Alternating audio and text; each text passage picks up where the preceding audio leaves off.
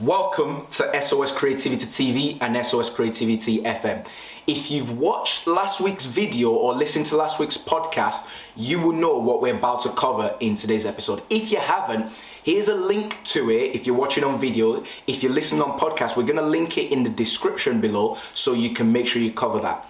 Last week, we looked at 3 reasons why your website speed is important. On this episode, I'm going to be giving you tips to get your website sped up so you can get the results that I covered last week. With that being said, if you haven't already, be sure to subscribe to this channel and don't forget to join the notification squad because every single week, we create amazing content to add value to you. If you can do me a favor, if you like any of the points covered in this video, share it with somebody else so they can get the same value that you're receiving. With that being said, let's jump straight into today's episode.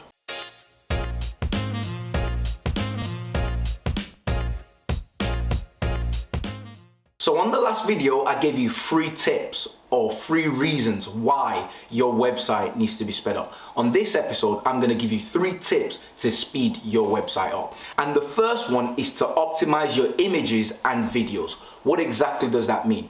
If you look at your website, if your website is media heavy, which it should be because visuals convert better than just written words, media weighs a lot from the file size perspective.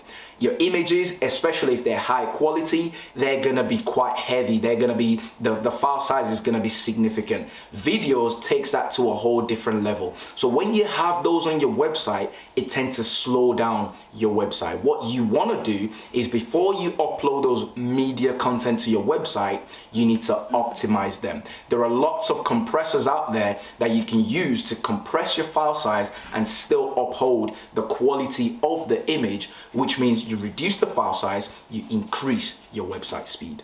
So the second point that I'm about to give you is specific to WordPress related websites and similar websites.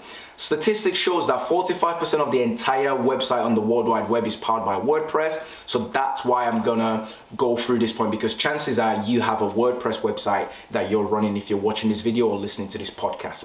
The second point is to reduce the amount of plugins that you use. What exactly does that mean? Plugins are third-party applications to enhance the functionality of your website, which means there are lots of different developers doing it, which means there are lots of different styles and different activities going on within those plugins. It's important to only use the plugins that are gonna add the most significant value to your website. Because when you use a plugin for every single thing, it starts bulking up your website. When that happens, it goes back to the first point. Because the file size becomes bigger, there's a lot of activities happening in the background of your website, it's gonna slow it down. So only use the plugins that are paramount to the success of your website to avoid slowing down your website. Finally, the last point we're gonna cover is to reduce your redirects. What exactly does that mean? If you've had a website for so many years and you've consistently updated it, chances are there are gonna be some old pages that are no longer the same because you've come up with a new strategy or you've come up with something new and you're constantly redirecting those old pages to the new pages.